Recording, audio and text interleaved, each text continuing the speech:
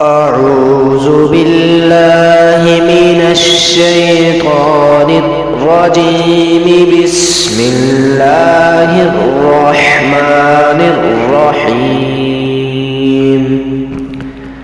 يا أيها الذين آمنوا لا تقولوا راعنا وقولوا انظرنا واسمعوا وللكافرين عذاب أليم.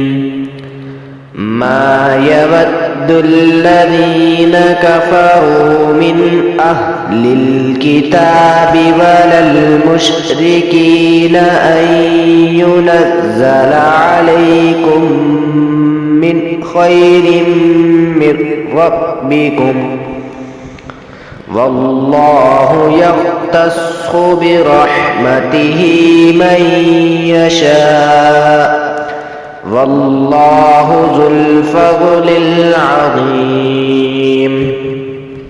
ما ننسخ من آية أو ننسها نأت بخير منها أو مثلها. ألم تعلم أن الله على كل شيء قدير؟ ألم تعلم أن الله له ملك السماوات والأرض، وما لكم من دون الله من ولي ولا نصير. أم تريدون أن تسألوا رسولكم كما سئل موسى من قبل؟ ومن يتبدل الكفر بالإيمان فقد ضل سواء السبيل.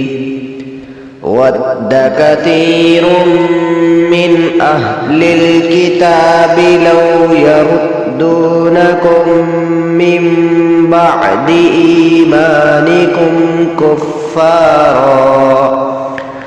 كفارا حسدا من عند أنفسهم من بعد ما تبين لهم الحق، فاعفوا واصفحوا حتى يأتي الله بأمره، إن الله على كل شيء قدير.